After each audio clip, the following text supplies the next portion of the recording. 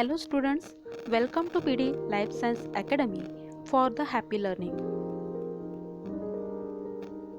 We can start the learning with the chapter number 4, Origin and Evolution of Life. In this video, we can introducing the process of evolution, protobiogenesis and their various theories in detail. Before starting the actual learning, we can recalling some points related to this chapter. First, what is evolution? उत्क्रांती म्हणजे काय? We already learning the evolution in 10th standard, and definition of evolution is the gradual changes occurring in organisms over a long period of time. For example, human evolution. मानवाची उत्क्रांती कशी झाली? दिलेला photo पाहिला तर तुमच्या लक्षात येईल की मानवाची म्हणजे आपली उत्क्रांती ही माकडापासून झालेली आहे. परंतु ही घटना किंवा प्रक्रिया ही काही दिवसात किंवा काही वर्षात पूर्ण झालेली नाही. यासाठी बराच मोठा कालावधी लागलेला आहे. Millions of years was required to complete this process of evolution and still it is running. सोप्या भाषेत सांगायचे तर evolution is the very slow process. यात आपल्याला अगदी सडन चेंजेस नाही पाहायला मिळणार, परंतु तरीही ती स्टेप बाय स्टेप होणारी म्हणजेच ग्रॅज्युअल प्रोसेस आहे, ज्यासाठी खूप मोठा कालावधी लागतो. आपण जर आत्ताची लहान मुलं पाहिली तर ती खूपच शार्प आणि स्मार्ट असल्याचे आपल्याला समजते. येणारी प्रत्येक नवीन पिढी ही एक पाऊल पुढे आहे, कारण it is a part of evolution, जी प्रोसेस निरंतर चालूच आहे. Second, where was first life form? पहिला जीव हा कोठे निर्माण झाला? आपल्या सर्वांनाच माहिती आहे की first life is a form in water. पाण्यामध्ये जीवाची उत्पत्ती झाली. आता एक गंमत सांगते. सहसा धर्म किंवा अध्यात्म आणि विज्ञान म्हणजेच सायन्स या दोन टोकाच्या गोष्टी मानल्या जातात. परंतु आपल्या हिंदू धर्मामध्ये जे परमेश्वराचे दशावतार सांगितले आहेत, त्याचा जरी आपण अभ्यास केला तरीही इव्होल्यूशनचा अभ्यास चांगल्या प्रकारे होतो. या दशावताराची सुरुवात मत्स्य अवतारापासून झाली. मत्स्य म्हणजे मासा, फिश, जो पाण्यातच राहू शकतो, ज्याला आपण ॲक्वॅटिक असं म्हणतो, म्हणजे जो जलचर आहे. दुसरा उभयचर म्हणजे ॲम्फिबियन, जो पाणी आणि जमीन या दोन्हीवर राहू शकतो, म्हणजे कुर्मावतार. कुर्म म्हणजे कासव. सायन्समध्येही पहिल्या जीवाची उत्पत्ती ही पाण्यात झालेली आहे असेच सांगितले आहे. That is first aquatic, then amphibian, then terrestrial animals or plants were evolved. Then third, why are many species of plants and animals getting extinct? वनस्पती आणि प्राण्यांच्या अनेक प्रजाती या नामशेष का पावल्या? And answer is due to environmental changes or the loss of habitat or fail to implementation of new characters. म्हणजे वनस्पती आणि प्राणी यांच्या अनेक प्रजाती नामशेष होण्यामागे वातावरणातील बदल कारणीभूत आहेत, तसेच त्यांच्या राहण्याच्या ठिकाणाचा ऱ्हास झाला हे देखील एक कारण आहे. आणि सर्वात महत्त्वाचे म्हणजे बदललेल्या वातावरणासोबत जुळवून घेण्याची ज्या प्राण्यामध्ये किंवा वनस्पतीमध्ये क्षमता नव्हती, त्याच प्रजाती नष्ट झाल्या आहेत. For example, recent conditions created due to attack of corona. यापूर्वी जर कोणी सांगितले असते की शिक्षण चालू ठेवण्यासाठी घर सोडण्याची आवश्यकता नाही, तर दिस इज इम्पॉसिबल असेच आपले उत्तर असते. परंतु आत्ता ऑनलाईन पद्धतीने शिकवणेही चालू आहे, शिकणेही चालू आहे आणि मूल्यमापनही चालू आहे. हे शिक्षण क्षेत्रात झाले, परंतु अनेक व्यावसायिक क्षेत्रातही प्रचंड बदल झाले आहेत. It is a best example of adaptation म्हणजे बदल. हा बदल ज्यांनी केला ते शांततेत आणि आनंदाने जगू शकतात. बऱ्याच क्षेत्रात ऑनलाईनचे सत्र सुरू झाले आहे. ते ज्यांनी समजून घेतले आणि आपल्या सवयीत बदल केले त्यांचाच टिकाव लागणार आहे. त्याप्रमाणे जे प्राणी आणि वनस्पती आलेल्या कंडिशनमध्ये ॲडॅप्टेशनची ॲबिलिटी दाखवतात तेच टिकून राहतात. यातून आपण नक्कीच काहीतरी शिकू शकतो. बदल ही निसर्गाची गरज आहे हे लक्षात घ्या. Fourth, what is speciation? Speciation is the formation of new species due to their change in habitat. वातावरणातील बदलाला समजून घेऊन आपल्या स्वतःमध्ये जे बदल करतात आणि त्यालाच स्पेशिएशन असे म्हणतात. आपण वेगवेगळ्या हॅबिटॅटमध्ये राहणारे प्राणी, पक्षी, वनस्पती पाहतो.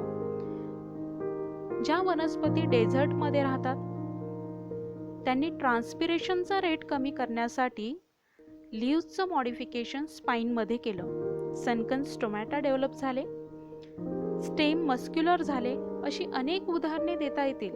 Aquatic, aerial, terrestrial, cold, desert habitat यामधील बॅक्टेरिया, प्लांट्स, ॲनिमल्स आणि बर्ड्स यांचीही त्याचा तुम्ही तुमच्या लेवलवर इंटरेस्टनुसार अभ्यास करू शकता. नाव the term protobiogenesis. This term made by 3 different words, that is proto plus bio plus genesis. Proto means primitive or the first. Bio means living organism or life, and genesis means the formation. Then what is the definition of protobiogenesis? The formation of first life on earth or origin of life is known as protobiogenesis. The formation of first life on earth or origin of life is known as protobiogenesis. म्हणजेच पहिल्या जीवाची उत्पत्ती कशी झाली त्या प्रोसेसला प्रोटोबायोजेनेसिस असे म्हणतात. The origin of life considered as enigma for all time. Enigma, what is mean by enigma? Enigma म्हणजे एक रहस्य किंवा एक कोड. पहिला जीव कसा तयार झाला हे एक रहस्य आहे आणि हे रहस्य उलगडण्यासाठी अनेकांनी पुढाकार घेतला आणि ओरिजिन ऑफ लाईफ समजून घेण्यासाठी वेगवेगळे हायपोथेसिस आणि थेरीज मांडण्यात आल्या. हायपोथेसिस आणि थेरीज यामध्ये काय फरक आहे? Hypothesis are presented with proof and theories are presented without proof. म्हणजेच हायपोथेसिस हे वेगवेगळ्या एक्सपेरिमेंटच्या रिझल्टवरून मांडण्यात येते आणि थेरीजमध्ये कोणत्याही प्रकारे एक्सपेरिमेंट आणि रिझल्टचा समावेश नसतो. वैचारिकरित्या घडलेल्या घटनांचा सहसंबंध लावून जे स्टेटमेंट मांडण्यात येतात त्याला थेरीज असे म्हणतात. जेव्हा ओरिजिन ऑफ लाईफचा विचार करण्यात आला, त्याचा शोध घेण्यात आला, हा निर्णयही त्या काळी खूप मोठा माइलस्टोन ठरला. परंतु त्या काळी आत्तासारखे तंत्रज्ञान विकसित नव्हते. तेव्हा वेगवेगळ्या थेरीज मांडण्यात आल्या. Step by step, we can see the various theories of protobiogenesis, that is the theories of origin of life on earth. First is the theory of spatial creation. Spatial creation यावरूनच काहीतरी खास विशेष आहे हे आपल्याला समजते. ही सर्वात ओल्डेस्ट थेरी आहे. It is based on religious belief or without religious belief without any scientific proof. वेगवेगळ्या धर्मामध्ये पृथ्वीची जीवांची उत्पत्ती कशी झाली याचे दाखले देण्यात आले आहेत, ज्यात ही निर्मिती एका अनामिक वैश्विक शक्तीने केली आहे असे सांगण्यात आले. That is all organisms created by a supernatural power. या थेरीवर काही MCQ विचारतात. Dash dash is the oldest theory of protobiogenesis. Second is the cosmozoic theory or the theory of panspermia. फोटोवरून तुम्हाला काय वाटते? काय असेल या थेरीमध्ये?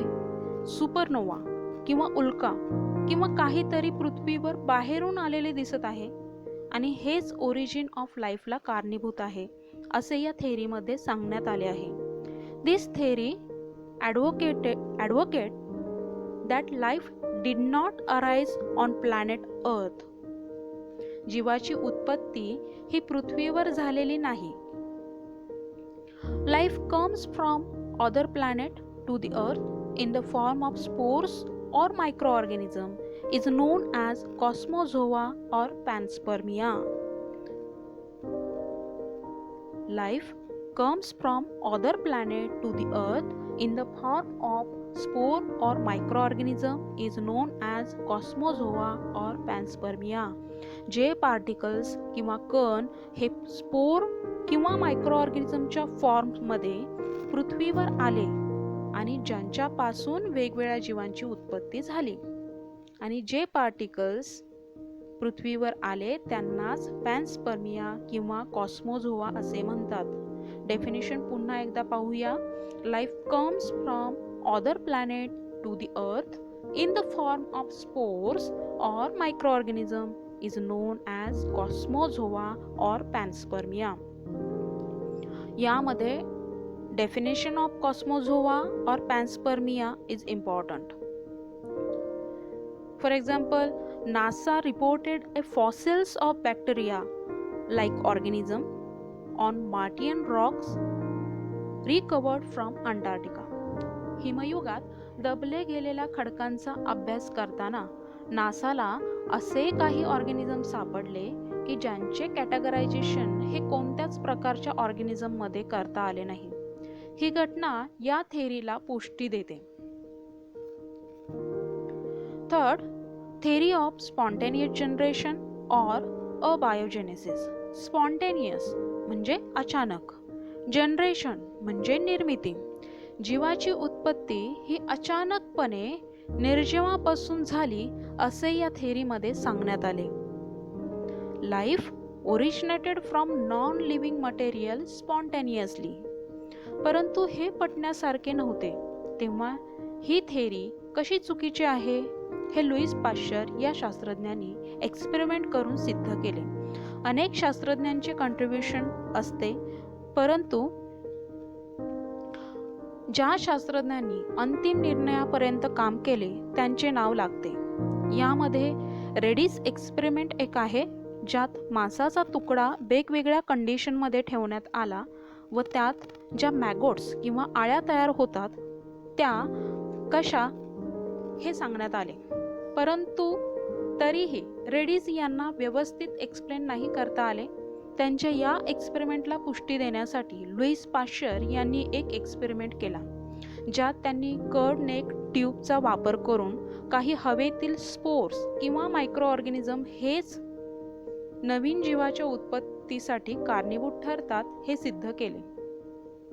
आणि यानंतर याच कन्सेप्टला पुष्टी देण्यासाठी अनेक शास्त्रज्ञांनी वेगवेगळे एक्सपेरिमेंट सुरू केले. यावरूनच last, that is the theory of biogenesis मांडण्यात आली.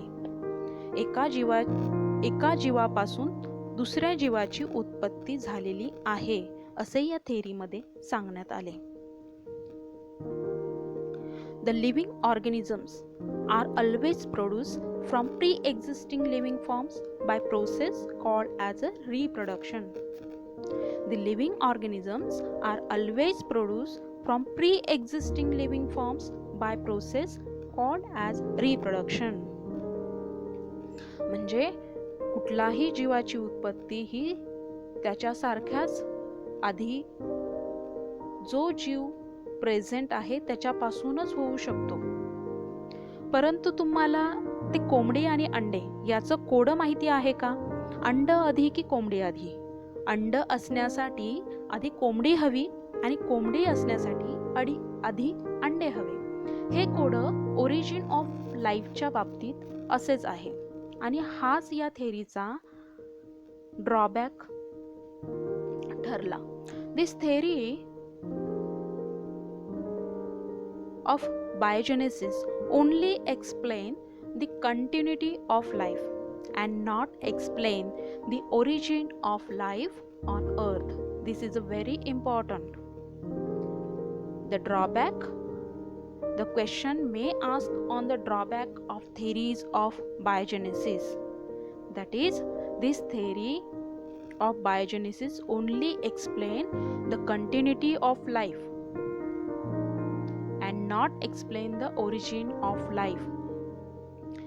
जीवाची उत्पत्ती, पहिल्या जीवाची उत्पत्ती कशी झाली हे ते सिद्ध करू शकले नाहीत, परंतु नंतर पहिला जीव उत्पन्न झाल्यानंतर तिथून पुढे प्रोसेस कशी चालू राहिली हे त्यांनी व्यवस्थित एक्सप्लेन केले, परंतु पहिला जीव कसा तयार झाला हे ते सांगू शकले नाहीत.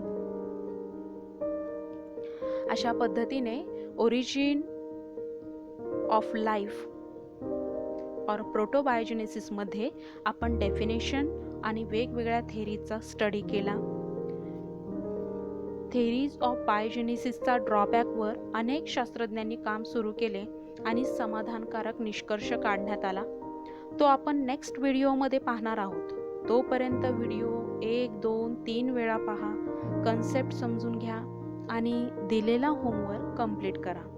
व्हिडिओ आवडला तर लाईक, शेअर, सबस्क्राईब आणि कॉमेंट करून बेल आयकॉनला हिट करा, म्हणजे तुम्हाला नवीन व्हिडिओचे अपडेट्स मिळत राहतील. Thank you so much for watching this video. तोपर्यंत be happy, stay healthy with PD life science academy for happy learning. Once again all the very best to my all students. Thank you so much.